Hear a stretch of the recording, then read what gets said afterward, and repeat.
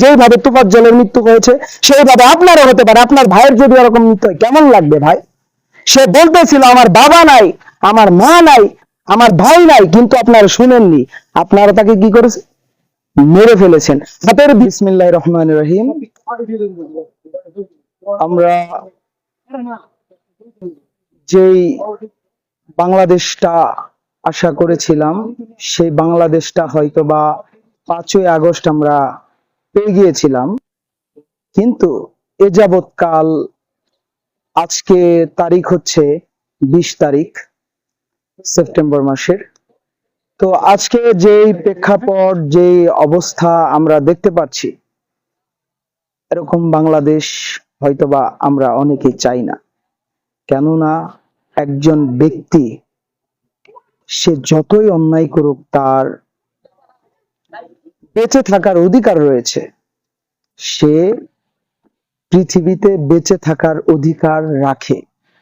আজকে সে হয়তোবা চুরি করেছে বা আপনার অন্যায় করেছে, বিশাল বড় পাপ করেছে, দেশের আইন রয়েছে, রাষ্ট্র ব্যবস্থা রয়েছে, শাসন ব্যবস্থা রয়েছে, সেই মাধ্যমে আপনারা ব্যবস্থা গ্রহণ করুন। কিন্তু তদুপরি আমরা কি করতেছি?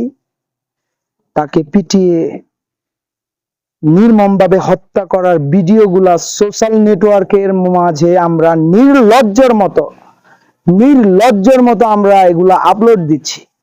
আজকে সেই তোফাজ্জল ভাইয়ের ভিডিওটা ভাইরাল হয়ে রয়েছে। আমি লক্ষ্য করেছি, সত্যি কথা বলতে গেলে আমার বিবেক থেকে আমি বলতেছি যে আমার ভিতরে কান্না, আমার ভিতরের কান্না আকুতি এরকম ভাবে বলতেছে যে এরকম বাংলাদেশ তো আমরা চাইনি। আজকে তার অধিকার ছিল বেঁচে থাকা, তার অধিকার ছিল বেঁচে থাকা, সে কিন্তু বাঁচতে পারেনি। আজকে আমরা শিক্ষিত নামের অশিক্ষিত যুবকরা আমরা খেলা তামাশায় মেতে উঠতেছি। ফেসবুক, ইনস্টাগ্রাম, টুইটার এরকম সোশ্যাল প্ল্যাটফর্মের মাঝে ভাইরাল হওয়ার জন্য আমরা একজন ব্যক্তিকে খাওয়াচ্ছি, এরপর আবার মারতেছি, এরপর আবার ভিডিও করতেছি, খাওয়াচ্ছি, মারতেছি, শেষ পর্যন্ত তাকে মৃত্যুর কূলে পর্যন্ত ঢিলে দিতে আমরা দ্বিধাবোধ করতেছি। যেইভাবে তোফাজ্জলের মৃত্যু হয়েছে সেইভাবে আপনারও হতে পারে। আপনার ভাইয়ের যদি এরকম মৃত্যু হয় কেমন লাগবে ভাই? সে বলতেছিল আমার বাবা নাই, আমার মা নাই, আমার ভাই নাই, কিন্তু আপনারা শুনেননি, আপনারা তাকে কি করেছে? মেরে ফেলেছেন, হাতের ভিতরে রড দিয়ে পাড়িয়েছেন। কেন? সে তো একজন মানুষ, সে অন্যায় করেছে, তাকে সেনাবাহিনীর হাতে দেন, তাকে পুলিশে দেন না। আপনারা কি করলেন? তাকে নির্মম ভাবে হত্যা করলেন। এর দায় কি সমাজ নেবে? এর দায় সমাজ নেবে না। একদিন কথা বলবে। আপনাদের এই বিষয়, আপনাদের এই ব্যবহার একদিন পুঙ্খানুপুঙ্খানুভাবে আপনাদেরকে বুঝিয়ে দেওয়া হবে। কারণ বাংলাদেশ উর্বর মাটি। এই বাংলার জমিনে কোনো অন্যায়, অবিচার এই জাতি সহ্য করেনি, করবে না। আজকে আপনি যা দিয়ে যাবেন পরিপ্রেক্ষিতে এর ফিডব্যাক অনুযায়ী আপনি সেটাই পাবেন। তো আমি ছোট মানুষ হিসেবে যতটুকু আমার বিবেকে ধরেছে আমি ততটুকুই বলতেছি। বিবেক চায় আর অনেক কিছু বলতে, এর মাঝেও কিছু কথা বলতে পারি না। আমি এই সমস্ত বাবা মাদেরকে হাত জোর করে বলবো যে আপনাদের সন্তানদেরকে একটু থামান। আমি আপনাদের পা ধরে কড়া জোরে মিনতি করতেছি, আপনাদের সন্তানদেরকে আপনারা একটু হলেও থামান, তাদের বুঝান।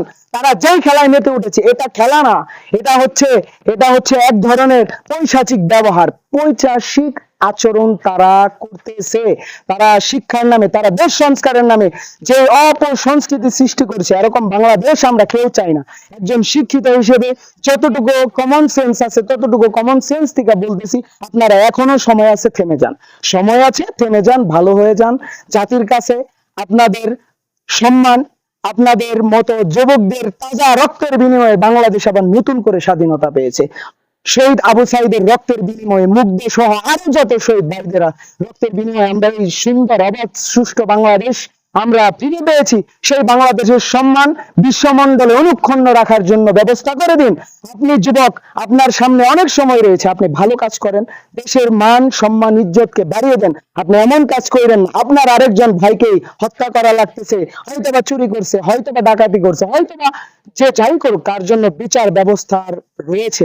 আমি সরকারের কাছে করা হাত জোর করে অনুরোধ করব, এই সমস্ত বিষয়গুলোতে যেন খেয়াল রাখা হয় এবং এই সমস্ত কার্যকলাপগুলো যেন প্রশাসনিক দৃষ্টিকোণ থেকে একদম সঠিক সুতদন্ত করা হয় এবং তোফাজ্জলের এই মৃত্যুর জন্য যারা দায়ী যেন তাদের বিচারের আওতায় আনা হয়, তাদেরকে অবিলম্বে অবিলম্বে তাদেরকে গ্রেপ্তারের দাবি জানাচ্ছি এবং ভবিষ্যতে আর কোনো আমার এরকম ভাই, এরকম কোন এতিম যুবক, এতিম ভাই আমার যেন আর কোনো মৃত্যুর সাথে যেন ঢুলে না পড়ে।